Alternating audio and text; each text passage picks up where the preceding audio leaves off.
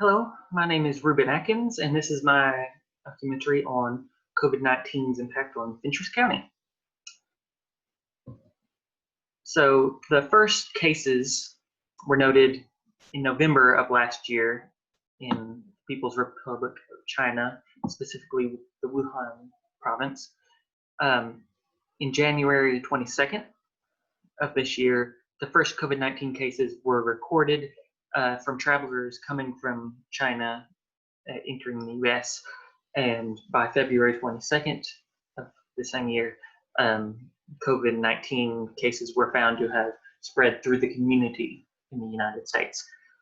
By March 5th, COVID-19 had reached Tennessee, and on March 13th, a national emergency was declared. So, in comparison to other epidemics and pandemics that have happened in recent history, the 1918 flu was one of the biggest pandemics in recorded history. There was 500 million cases throughout the world. There was a 2% mortality rate, and as with normal cases of the flu, it was spread by droplet. Seasonal flu, it happens every year. There's about 1 billion cases, which is like 9% of the population. The 1918 flu was probably a larger percentage of the population than that. The flu has a fairly small mortality rate, 0.1%, just because we interact with it every year and we have ways of dealing with it, such as vaccines and like Tamiflu to prevent and aid those with the flu so they can get better. Like all cases of the flu, it's droplet, and each person will pass it to 1.3 other people. SARS was one of the first COVID virus strands that happened in 2002. It affected only 8,000 people, but it had a 15% mortality rate. And like COVID cases, it can be spread by droplets and contacts. It died out within a year or so, but it was scary at the time. 2009, we had what was deemed the swine flu. It affected 24% of the global population, which is a lot more than the seasonal flu. It was an H1N1 strand. It had a 0.02% mortality rate, which is pretty good, better than the seasonal flu, but they were able to treat it. And like normal flu, it's spread by droplet. Ebola had 28,000 cases, mostly in Africa, but it was scary because it traveled over 10 countries, but the mortality rate was 50%, which was quite scary, and it was only through contact and not through droplet. So COVID-19, it's a still ongoing investigation into the specifics of COVID-19, but from what we know now, we think the incubation period is between 2 to 14 days after initial contact with an infected person. It's reported to spread by droplet, so cloths and surgical masks are used to stop spray directly into mucous membranes such as the mouth and nose. You can use like goggles or other form of eye protection to prevent it from coming into your eyes. But they've been finding out that there's a chance that it could be aerosolized, and then the mask would not be 100% effective. So N95 respirators are being suggested for those healthcare workers, especially those dealing with patients on ventilators, because the ventilators and other BiPAP, CPAP, they can help aerosolize the droplets, which makes it worse. So you would want to have an N95 respirator. It is likely, from what we know, that it spreads through contact, so wash your hands. So, some information about Fentress County, Tennessee. It's as far as east as you can go and still be in Middle Tennessee. For people of Fentress County, the average commute to work is 24.6 minutes drive time. On most highways, that's like 24 miles, 25 miles. The median income is $35,000, which is quite low. There are 36 people per square mile, which, according to our textbook, rural communities are defined as below 99 people per square mile. So this is quite a bit under that. It did have a regional hospital, Jamestown Regional Medical Center, but it shut down in the summer of last year from their ownership. So COVID statistics in Fentress County, there's an estimated population of 18,500 people. So far, as of July 8th, 25 people, or 0.135% of the population, have had COVID. Of those, 16 have recovered, and none so far have died due to COVID. In Tennessee, overall, there's an estimated 6.8 million people in Tennessee. 5,900 and so have had COVID, which is 0.82% of the population.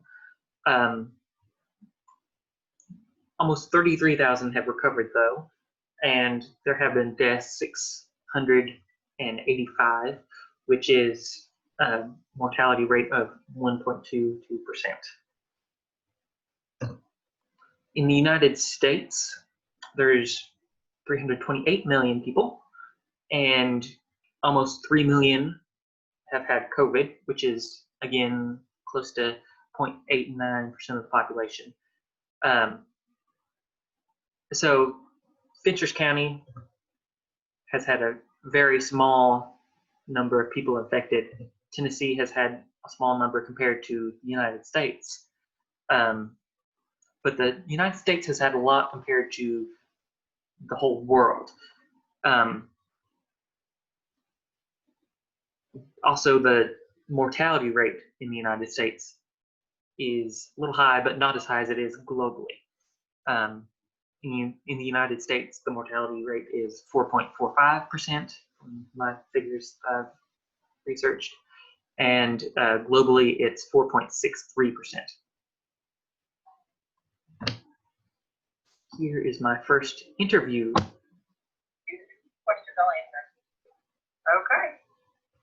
So, go ahead and introduce yourself. Yes, my name is Regina Atkins. I am a diabetic nurse educator. I'm RN at Cumberland Diabetes Center in Crumpler, Tennessee. Okay. And where do you live? I work in Crumpler, which is Cumberland County, and I live in Clark Range, which is Fentress County. Okay. So, how has COVID impacted your job? It's very much impacted my job. We have, with added into COVID, our diabetic patients were high risk, so as we work in a clinical setting, immediately saw our patients drop drastically. I had been a part-time worker, and there was weeks I haven't worked at all. We've been missing my hours, been significantly cut, as been some of my coworkers. And our office hours have been lessened as well. Okay. What has your job implemented as far as like personal protection and all that?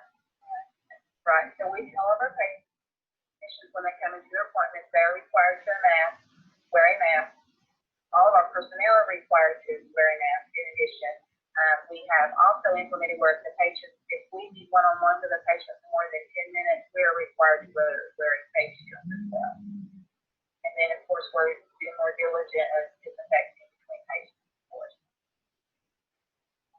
Yeah. So, in a more general sense, how has COVID impacted your family? Well, financially, like I said, my job has been, I think I had my hours at. My husband works in industry where he had his hours as well. Our area in general has not been greatly affected, so we didn't have a lot of the stores and stuff closed. You know, we pretty much could get what we needed locally in our grocery stores.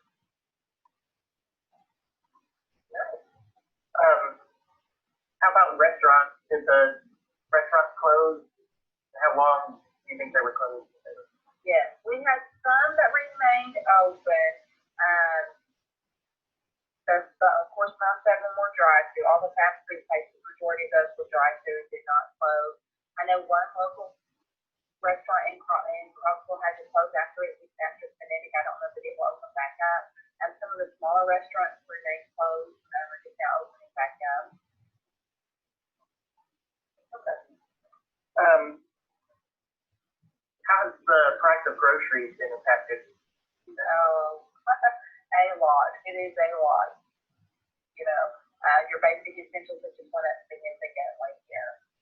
I have noticed that some things are coming back down a little bit. Like on sale now. Good. When everything started closing down, there was a determination which businesses were essential and which weren't. Were there some businesses that were surprisingly deemed essential? Yeah. Yes, my son worked at a sawmill that makes pallets, because they make them for Lowe's, which was essential, so he was deemed essential. My husband's job was deemed essential. He worked at a car manufacturing plant. At his particular plant did off-road vehicles, so they were deemed essential. So he continued to work. He had a reduction in work hours of 8%, so he went from 5 days to 4 days a week with no overtime. He did overtime before, but he was able to continue working.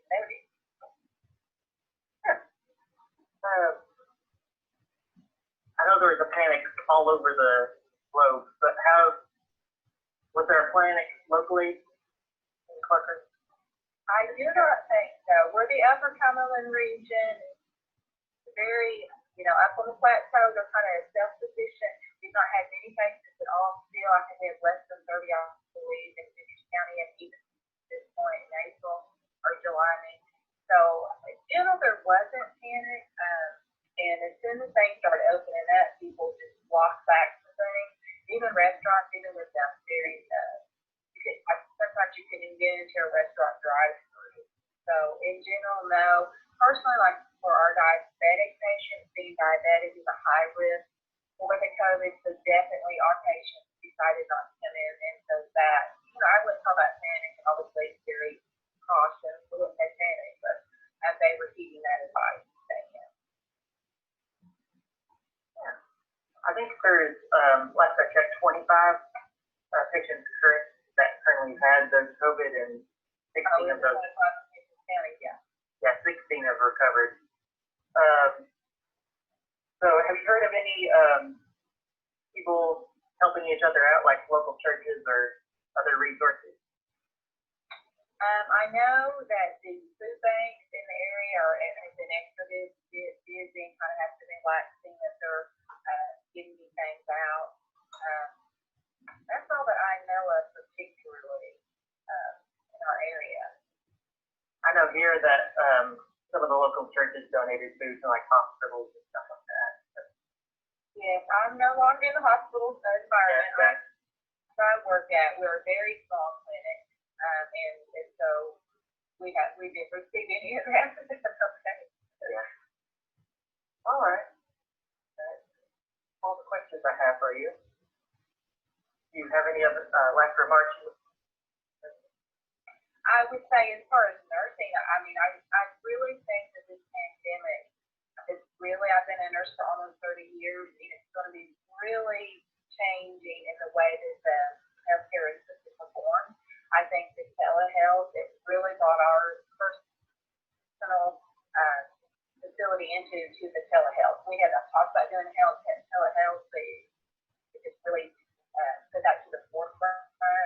And also, I feel like it is speaking as a diabetic nurse educator, this is my specialty. I think it's really going to affect the diabetic community as we're starting to see people come out and the areas that are starting to come back. I've seen a lot of people that one of the risk factors of elevated blood sugars is stress. They're very stressed where they have been in, watching the news, their stress levels, that's affect their diabetes, their inability to get out and be active and not even go to the gym. Because we're seeing an increase in blood sugar in our diabetics, increased symptoms. So I think when this is all said and done, it will really, really affect the diabetic community, affect the healthcare in general. Okay. Well, thank you. Thank you. All right. So that was my first interview. Here's my second interview. Okay. Second interview with my brother. Okay. Could you introduce us and tell us where you live? Hello, my name is Benjamin Atkins. I live in Fentress County, Tennessee. Where specifically? Specifically Jamestown. Jamestown. That's the county seat, right? And it's pretty much in the center. Pretty okay, yes. So what do you do? I work in agricultural retail, selling like all sorts of farm and garden and all stuff. Okay. So how has your job been impacted by COVID? In the first like 1 or 2 weeks when it all come out, we slowed way down. But then everybody freaked out about supply chains, and then everyone wanted to grow a garden. And we pretty much, as soon as we get something in, we sold it out. And when I say we sold it out, we sold out stuff that like didn't really make sense. Like cattle panels that people was using the state beans, you could just use sticks or stuff. Well, I guess you have to know about gardening for that. But I mean, we sold out like really expensive stuff that you could have found other alternatives to use, but people just wanted it quick and right then. And we're still actually sold out of those specific cattle panels. People still trying to get them for that same thing. We got 50 of them in the other day and sold them all in a day.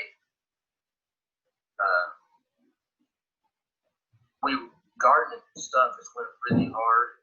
Everybody's doing gardens or trying to get little animals and stuff. I'm afraid that the supply chains are going great. And we've actually had problems getting stuff in over just everybody in the state wanting to grow a garden. That just don't make seed harder to get. Yeah. So, because of the farming, everyone needs food. So you were being an essential business, correct? Yes, sir. We were essential. Yeah. So, what other local businesses were you surprised that they were deemed essential? Pretty much in Jamestown, they didn't take it as seriously as what they should have probably. Everything was basically essential. Furniture stores. My wife works at a paint, flooring store, and it was considered essential because it fell under the structural materials or whatever. And I didn't get that, which they did shut down for a little while, but like furniture crap like that, I didn't think it would be essential, but they said it was. Okay. How long did the paint store shut down? Oh goodness, it shut down for three weeks, 3 or 4. Yeah. Okay. Right. So how has COVID impacted your family? Thankfully, none of us have got it so far, but I mean, it's made everybody a little nervous about getting it, just because I got a nephew that's less than 2, and if it got me, it wouldn't be that great, but if he got it, if I keep it to him, it'd be really bad. So I mean, it's made us all nervous, but I don't know, it's just gonna have to live with it, I guess. Oh, yeah.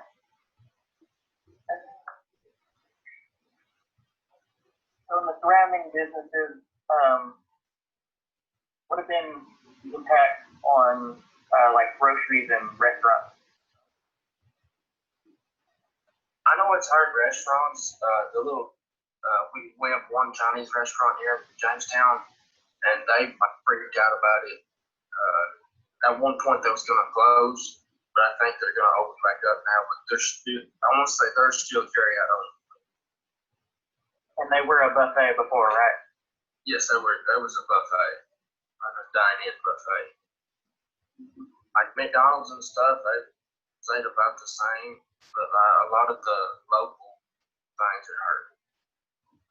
So might need a chain that are able to take it one, and then the local ones are doing so well. Yeah, and the chains that have drive-throughs are more capable of doing the whatever you call that, carry-out only. They did do a lot better because they stayed busy still during the COVID, just doing the carry-out and stuff. I know there's a lot of turnover in restaurants anyway, there locally. All right, moving on. So there wasn't very much of a panic, it sounds like, locally. Here in Fentress County, no. Everybody kind of thought it was, I mean, there was a panic. Everybody was afraid. But I mean, at this point, they're not afraid. They really don't care. Working at the store that I work at, every now and then you see somebody with a mask. But even with the people with masks, they don't wear them right. They'll wear them right down here below their nose. Or they'll get up to the counter to speak to you and just take it off because it's harder to speak through. And so, I mean, it don't do much good if you walk through the store wearing it when you walk up and take it off. So how is your store's policy? Yeah. When it first started, we was like kind of stay 6 feet apart. Like we didn't actually mark on the ground and tell people where to stand, but we did put a lot of signs up. Stay 6 feet apart. Please wear a mask. If you feel it here, we did try to do curbside help. We called it assistance from a distance. We tried to get people to call in, but even doing that, we didn't find a very good way of doing it because we'd have to go to their vehicle, get your money, or get your card, because we didn't have a mobile card reader. So I mean that helped a little bit, but not a whole lot. And a lot of people just didn't take it seriously. Most people, come in and get way closer than they needed to and start coughing and do crazy stuff like that to just make you activated. Yeah. So I know there's in 25 cases, and 16 of those have recovered.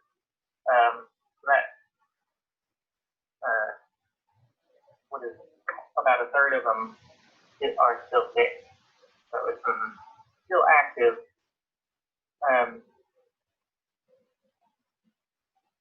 You said there before we got online that there was the numbers are probably higher than that. In my opinion, the number probably should be higher than that. Just people not getting tested, which they're still if you look up the actual statistics or whatever, there's been a lot of people that are tested. But I think a lot of the people, there's still a lot of people that could have had it or had it not been tested. And they're just calling it something for the flu. Because from what I tell, it just affects everybody differently. And some people just may think it's something else and treat it themselves and just go on. Yeah, you can really, in mild cases, treat it yourself, but it's a little scary doing that way. How far is the nearest hospital, would you say, or any other medical service for Fentress County? Of course, we got like an ambulance service and we got a fast pace. But as far as like an emergency room, I want to say the closest one is actually Livingston, which is, I'm not exactly for sure, but it's a pretty good place. At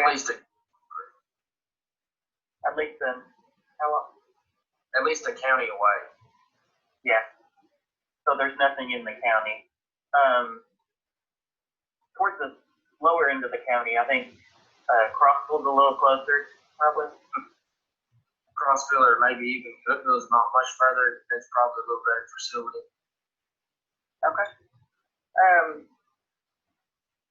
So you probably haven't known of anyone really affected, but have you heard of any churches helping out or neighbors helping neighbors, any sort of community resources? As far as that goes, I would think it would happen here. It's just we've not really had the cases for. I mean, the 25 or however many that had it. I would assume there's been some churches helping it, but I do not personally know. Do you have any last minute comments about COVID or anything you'd like to share? I hope it's not as bad as what everybody says it is, and I hope I don't get it. Yeah. All right. Thank you very much. Thank you. All right. So that was my brother.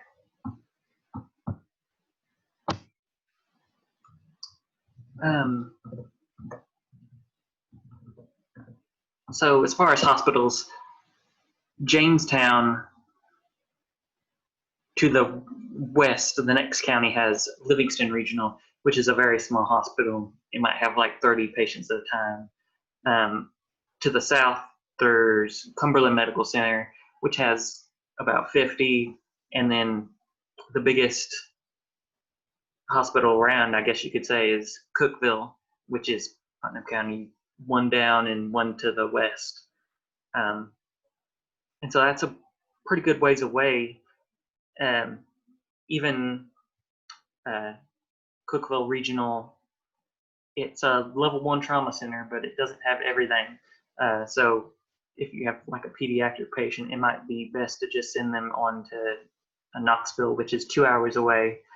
And some services might not be in Knoxville. You might need to send them to Nashville, which is another 2 hours away. It's sort of in the middle of nowhere. So let's go back.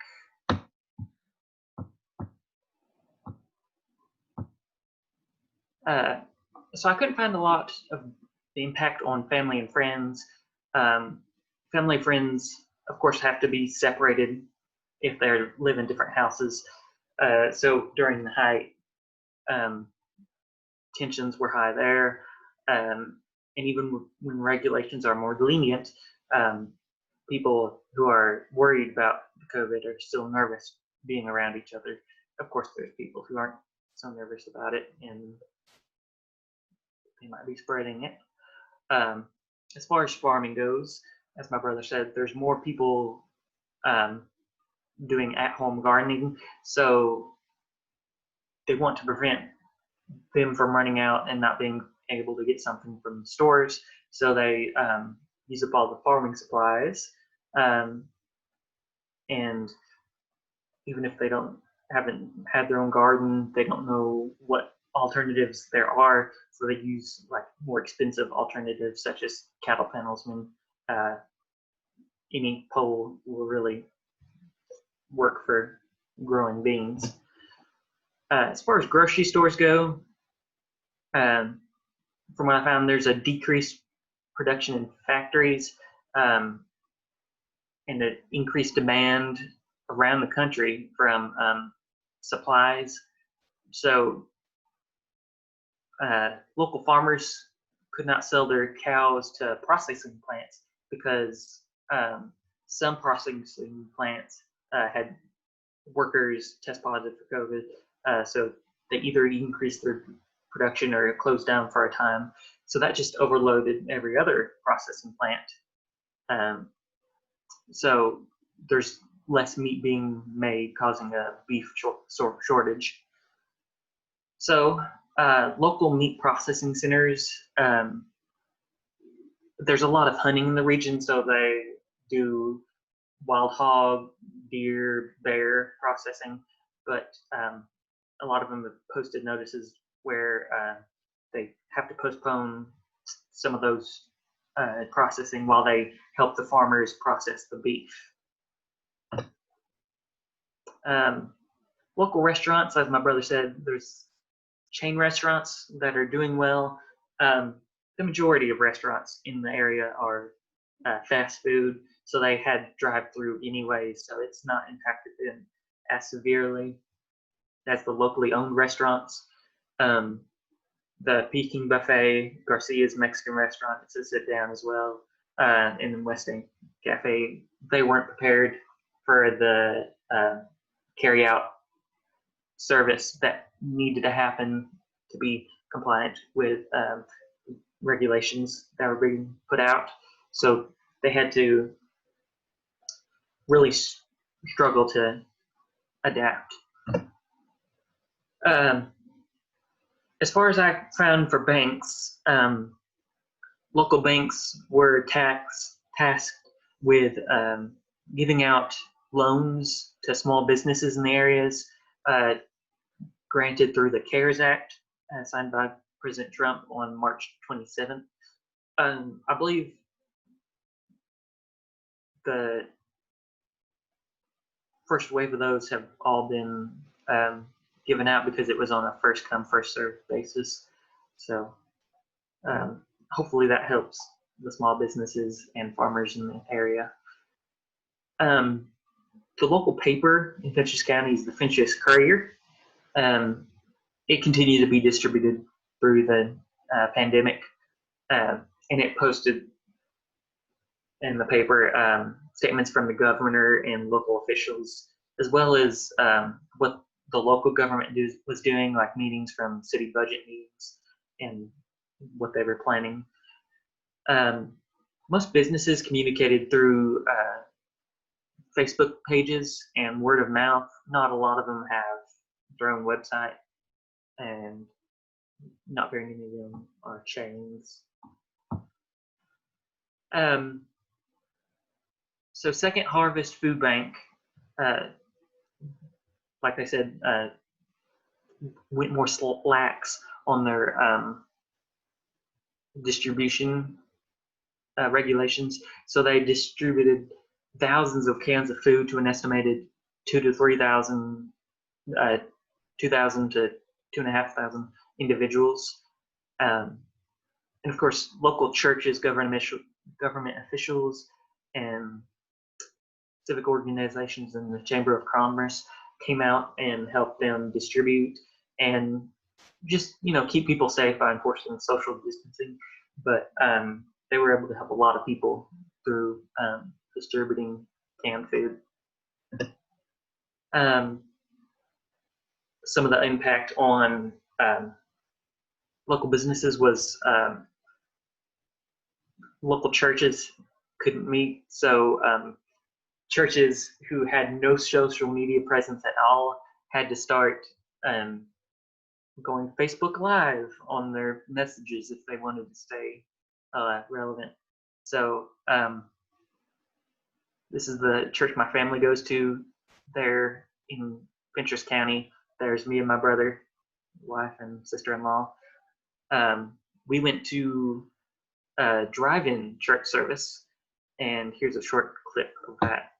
We're also, looks like we've got a lot of our people here, sitting in the parking lot. We're on 87.9, and we're live streaming it also. And the first one getting it first, kind of rainy, kind of misty. But I thought about this. I thought about the disciples. They went to preach. I'm sure they didn't always preach in the synagogue. Anytime they were down by the riverside, they were on the side of the mountain, they were in the desert. So this is not compared with how they had to preach. But I'm thankful for this day. I'm thankful for the impact of church ground. I'm on concern, my mind, my call, concern. Rick wanted to go our live stream, and go on 87.9. The part of we'll get a service started this morning. And I hope everybody got done tested. I hope everybody can hear me well. Everybody did it. So yeah, that was a short clip. Yeah, a lot of people having to adapt new technologies to be able to contact people around you by using the social media services and the increased use of telehealth services to people who need them as well. And that is my presentation. Thank you.